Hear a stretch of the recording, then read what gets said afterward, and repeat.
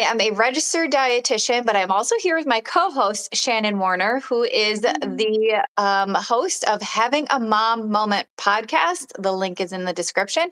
So we are here just offering depth and conversation around health. As a dietitian, I feel very passionate that it's really often skimmed into is it can be easy as this or follow this fad or this influencer is doing this thing, and in reality that's just to get likes, follows, attention, and it's pulling away from what is really life-changing and life-saving.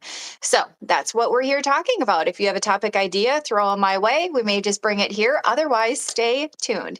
Today, Shannon, I wanted to chat about relationship with food. I feel like when I tell people I'm a dietitian and then I say I want to help people prevent disease, save their quality of life through creating consistency in their health journey, the biggest barrier to people creating consistency in their health journey, and like this might be a drum roll moment, I'm not sure, but really so many people think it's just like this one thing and I must be doing this, I must, it's literally just the fact that you struggle with your relationship with food in most cases. And Mm. everyone thinks that's this big, like they need to go to therapy, or is that an eating disorder, or is it anything like that? And it's not. So I wanted to ask you, like when you hear I help people with their relationship with food, or do you need to work on your relationship with food? Anything that you maybe see like in that way, what does that bring up for you or make you think of? Hmm. This is interesting. I It's okay think if of you my say you own don't. Okay, go what? ahead. I think of my own relationship with food and how I'm like, I like to eat it, but I don't want to think about it otherwise. So I know where that gets me into trouble. So I can imagine that other people have similar issues, or very different issues where maybe they like the way food makes them feel, as far as, those little endorphin hits and all that stuff, but not the way it makes them feel afterwards when the feeling subsides and, like the, what do they call it? Mhm. Words are escaping me, but, after the fact, you're like, ooh, Yeah, whoops. Yeah. yeah, you're right. No, that definitely is in alignment with a lot of it. But I think also what people stop to relate to is like, what does that mean for their actual health journey then? So I thought today we could just kind of talk a little deeper into that. It made me realize that this is a good topic too, because I will hear maybe like health coaches who sell an MLM or something of that product. They might claim that their product is a lifestyle, or they might claim like that they help people with their relationship with food. But the depth of it is much more than just like choose an apple over the potato chips. This apple will make you feel better. This potato chips will make you feel bad. Like that is not enough to help people really do the deep work that changes their relationship with food. And unfortunately, a little weight loss in their own health journey isn't enough experience to truthfully help other people in theirs. So, one way that I can tell you off the bat how I understand relationship with food is three ways. One, being a registered dietitian, I had to take a whole class on motivational interviewing and understand it.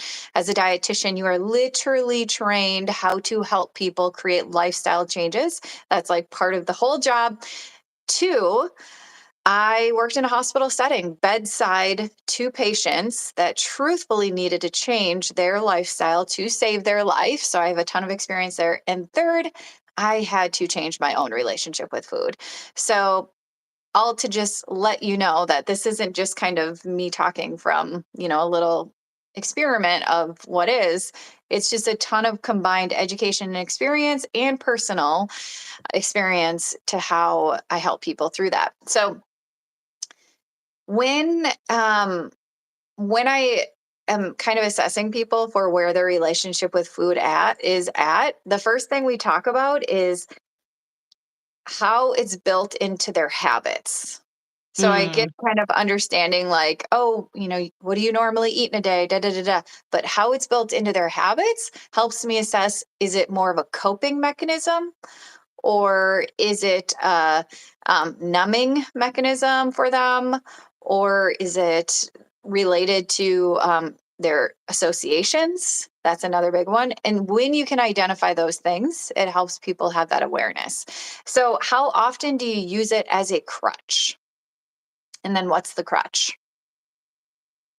Does that make Are you sense? asking me? Yeah. No, It's like, no, no. I'm not going to dissect your health journey and no. like, you want me to tell on myself in front of all these people? I mean, I will, but yeah, Sorry, no, I'm that's just so making interesting. sure it makes sense. Yeah, totally, totally. Mhm. So, I don't know. Do you know anybody that probably just from what we just talked about could easily identify as potentially struggling with their relationship with I the first person I think of is my father who passed a couple years ago, but he was a large man and he loved to food? eat. And I think he loved to eat for a lot of reasons aside from taste and need, to deal with hunger. Mhm, So that's always my first person that comes to mind, which also I think low key impacts some of my own mhm, behaviors around food. But mhm, yes. mhm, mhm. Hmm. Yeah, and just like you said, maybe eats for more than just tastes good. Let's talk Yeah. about those crutches a little deeper into that. So there is the fact of coping, coping with food, right? But often people don't realize what coping looks like. They think it's like there was a death in the family and I'm sitting in the corner eating ice cream. And there is an aspect to that, but coping with food can absolutely be with procrastinating. Maybe you have this big project that you just like know you need to do or you're not doing it, or you have this conversation you have to have with someone and you're not doing it, but you keep finding yourself back at that pantry. That is coping with food. You're procrastinating, you're distracting yourself with food. And that's a common thing that people miss. Same with emotional eating. Again, they think it's like crying in their bed with potato chips, and that's not entirely emotional eating. Emotional eating revolves around comfort, meaning you're looking for safety, security, some level of right comfort. It can also be stress. So you're actually looking for a relief and a distraction, which is very different than looking for safety and the feelings of being held. And then there's also boredom because you're looking for entertainment and value. Maybe Yeah. you lacking some of that and even yourself, the disconnect of like value and worth. In the end, like emotional eating is much deeper than just like the whole in my bed crying, right? Like that's what I think it's us led to be. But no, it's created and intertwined into our lifestyle around so many emotions that get us cornered into these habits. Yeah. Yeah, that's so interesting. I love that you said habits too, because it reframed the whole thing for me. Because it's not these one offs of you've had a breakup and you want to eat ice cream. Okay. But how Yes. is it playing in your day to day? Yeah. And even like going back to um, people using it as a way to get through their day, like we tend to think of it sometimes as like energy or, right, like we need food for this, but also paying attention to how you view food and to what you think about it. Like, do you think about food as like if you are emotional, a salad is like the least appetizing thing on planet Earth, right? Yeah. Like we all have our own associations to food. So sometimes could even be like on certain days that people work from home or they work in the office. It's like the vending machine is there with this like delicious so and so, I don't know, A4. And the association is like when I get to this cubicle aspect, I just really want that food, A4. And you just don't even know why, but it just keeps triggering you. And Yeah. so it's like that's a relationship with food thing. Like you have this like association. And then once you get that, you talked about oh my gosh. I'm also having a word thing It's today. okay. We'll get there. It's fine. Um oh my gosh, why can't I say the word? Endorphins. Yes.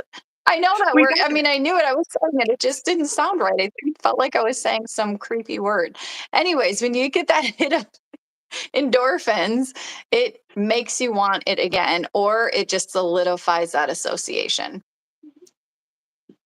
Mm, Is this an overwhelming topic? I feel like you're ready no, for it. no, Okay. it's making me reflect on a lot of things. I think it's very interesting. Mhm, mhm. Yeah. Yeah, yeah.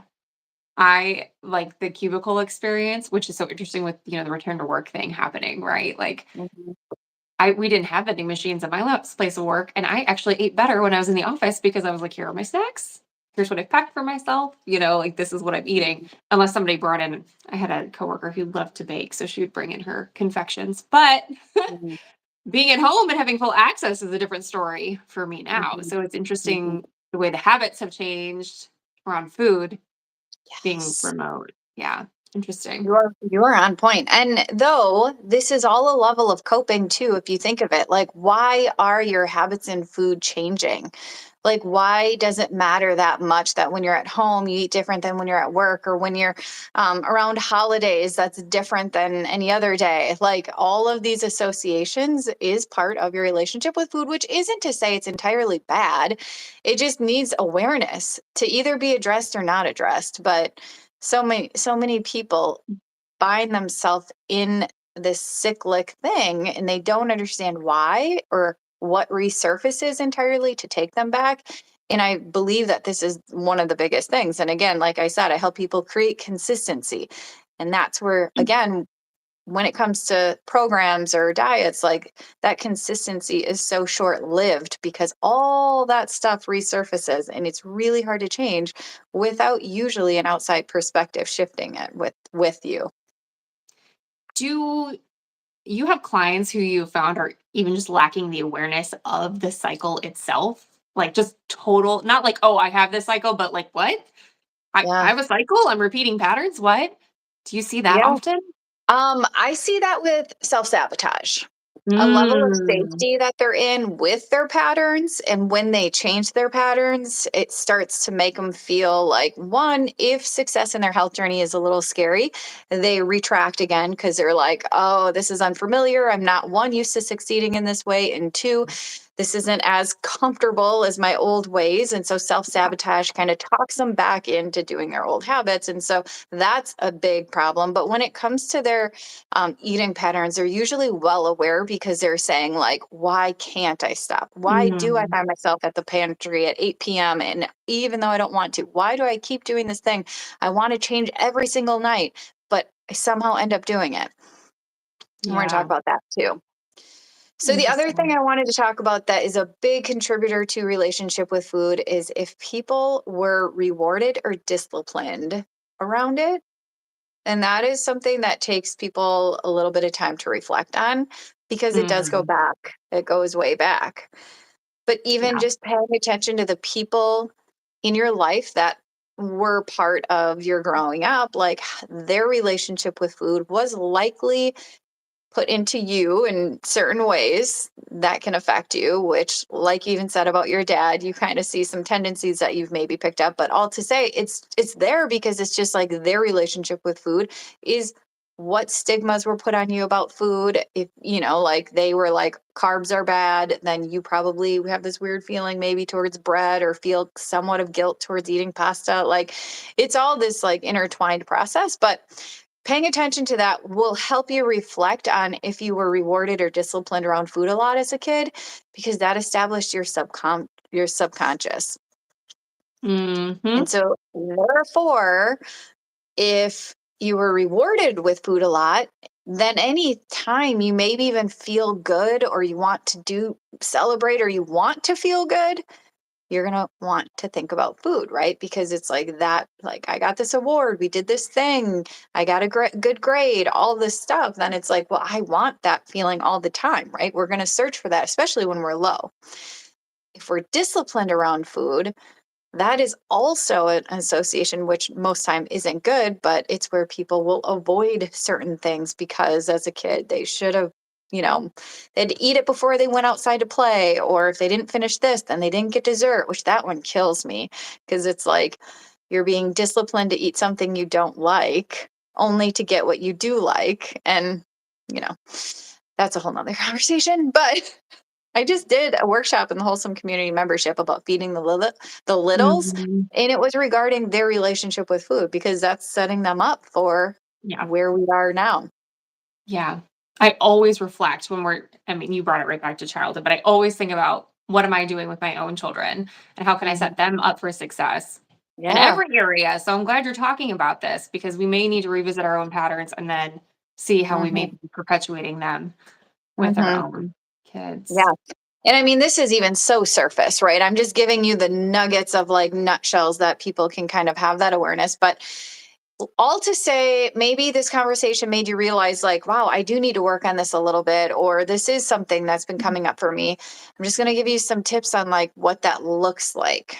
So, first off, I mentioned subconscious. The biggest thing is that if you have awareness as to your habits, that's really good because your subconscious was established at a young age, but your subconscious is what helps you create your beliefs about the foods, the way you think about them, the way you want them or don't want them. And those beliefs create action, and those action are your habits. So it's a whole streamline of changes to get people to uproot themselves from then their old habits. It's not just like choose the apple over the potato chips. I help you with your relationship with food. It's much deeper than that, especially when you see what's tied into your childhood and relationship with food. That pulls up a whole new thing. I mean, I've talked to a lot of people where trauma was involved, which, by the way, I always say I don't deal with your trauma, see a therapist. That's not what I do. But they often use food to keep it down. Like they don't want to release anything that's coming. And subconsciously, meaning it's not a conscious thought to keep pushing it down in a way and avoiding it, it's subconscious. And so action happens, meaning thoughtless action. A habit is thoughtless action. You don't have to think about doing the habit, but your habit is doing its job by triggering you to do the action. So that's why when you are creating associations or it is 8 p.m. and you're like, why do I want those chips? I said tonight I wasn't going to eat those chips. Why can't I? Why do I want them so bad? Your subconscious is just like, do the thing you do every night. If you don't do it, I'm keep bothering you. I'm keeping you alive. I'm keeping you safe. Do the Mhm. thing Yeah. until you do it. And that's where it's like, we need to start from the beginning and changing that subconscious to change the belief, to change the action, which creates new habits, but also not jumping over the fact of giving yourself so much grace that you've been living out these habits in this relationship with food and creating it over 40, 50 years. So to just jump in and change it usually comes with, like I said, a level of self sabotage. Often it's like, resistance to this or change, but really it's so rewarding when you see, and most people don't even give themselves enough credit, but when you see that progression into like new habits and then letting go of that old stuff, it's like, oh, weird, I sat here and I actually didn't think about A4 today. Hmm. But it's no big deal to you because you're not being tortured by that trigger anymore. So you're just like, oh, okay. So it's like sometimes so freeing to just like, you don't know how heavy things are on your mind or on your heart until they're not anymore. Mm. That's a Yeah. big that's a big awareness of your relationship with food. How much is this consuming my day, my mind, my actions, my inactions? And Yeah. then, and if it is a big chunk of it, meaning should I eat that? Should I not eat that? How much of it? What should I do? How do I get there? What should I do? Avoid this way so I don't eat that. I don't, all of that noise, which is so common, that's your relationship with food. So much noise. There's so much noise. I love how But you came back though to the self sabotage piece. And when we realize that your subconscious is running the show because it's trying to keep you alive and avoid feelings of pain and discomfort, like, yeah. yes, but there's some people who don't use food as their coping mechanism for that. So then, if they've either done the work to deal with the pain and deal with the discomfort, that's the best case scenario. But otherwise, some people find something else. But most of us conveniently have access to endorphins that get us happy and all that through food. And so it's the easiest thing. So I do believe there's an addiction to food. I do. It's just what level of the need for that created that addiction. Mm, that's deep. That can go really deep. It can. And that's where working with a professional is important. And at one day, I want to talk about how to pick a health coach because I'm not saying that everyone needs to work with me. I'm the best. I'm saying that there are people that are more qualified than other people. And depending on people's level of where they're at in their journey, it matters because it could absolutely make your relationship with food worse if you pick the wrong coach. Ooh. Ooh. It can Yeah. absolutely very much negatively affect your relationship with food, and therefore you're further from the hope of freedom from it. Yeah. Because now they're saying you could be shamed for choosing the potato chips over the apples because that's what they think is going to get you to change. You could be set back. Oh, well, you can't advance in this program until you pass this level, which, I'm just saying I've seen it, and in the end it's not creating the actual shift to help you. It's now just rerouting it into like other ways to save you or to get what you need or to put you lower on the pedestal of guilt and shame, which then only gives you allowance for restriction and eating because you're like, well, there's no other way. I guess I just have to over restrict to get any level of results, Mm, when really it's like so much deeper than even weight. We talked about that in a mm, different one. So if you want to learn about that, that was, I think, last week, but mm.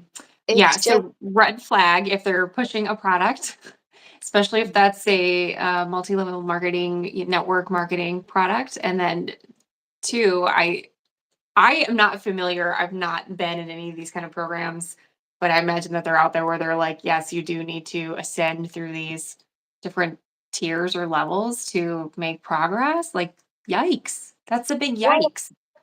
the hard thing is that what we just talked about, the progress isn't as obvious. And so when people can't help you identify that progress, they have to show you progress in other ways, usually your Mm, weight.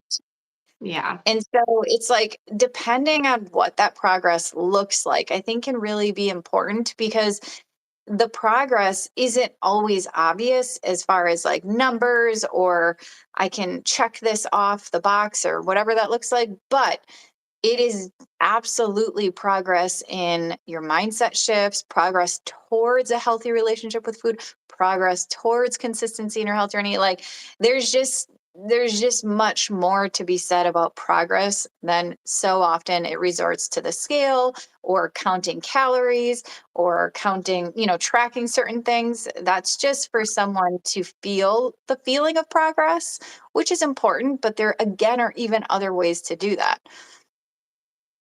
It's Mm, it's just a good identifier for people to pay attention to because um, weight is the mind game.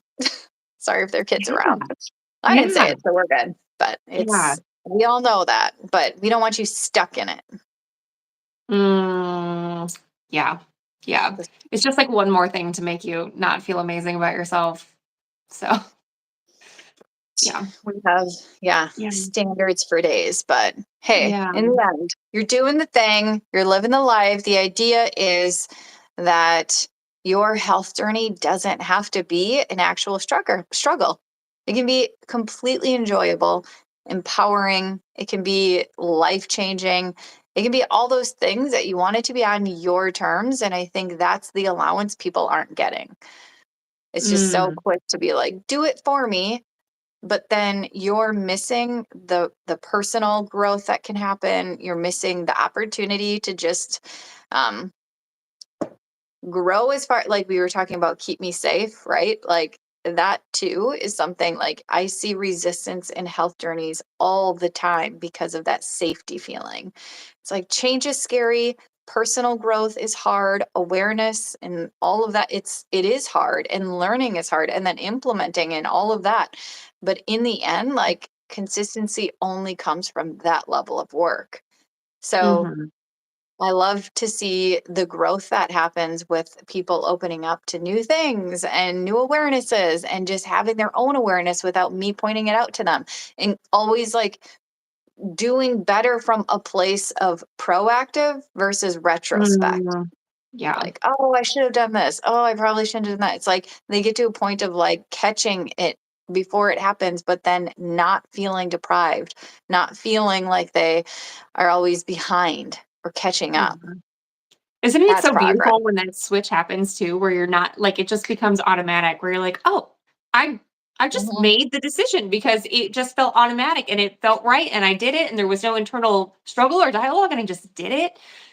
Yeah, that's And that's where I amazing. say people don't give themselves enough credit, but yet they go celebrate their weight loss for days, right? Before and Yeah. afters, or I lost this much in weight. Okay, progress, I suppose, but like that progress is life changing. What you just said, but we totally oh yeah, it's okay, because it's not a big deal anymore because it's not consuming you.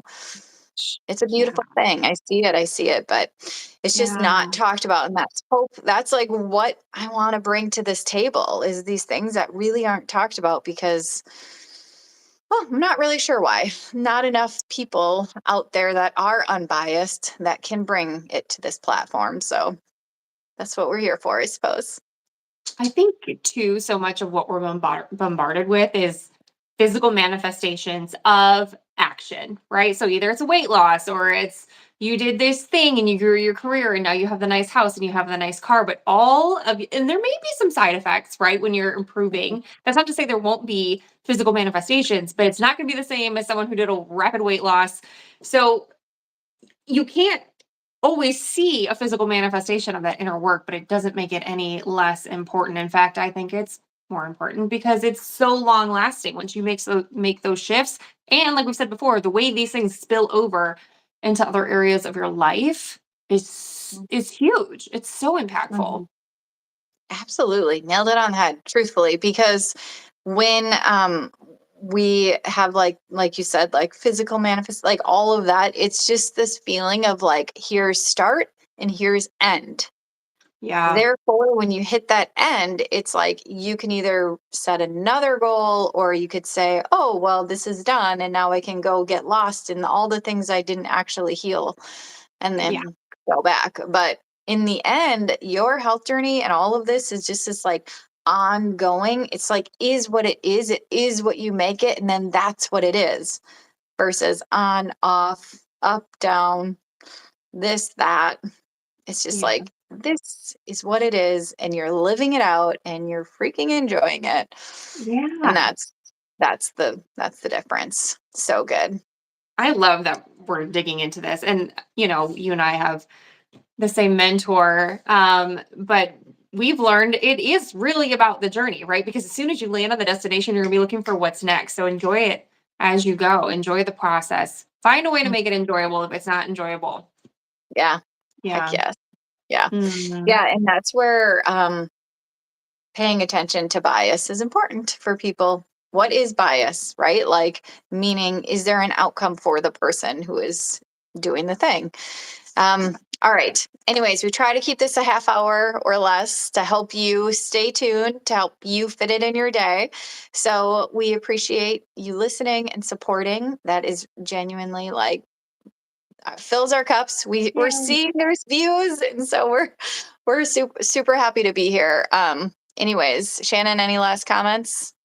No, this was so good. I feel like we just get started and we could just like go right down the rabbit hole. So if you want to hear more of this or if there's something else you want to hear about, definitely, drop a comment and we can expand or talk about something new on your radar next week.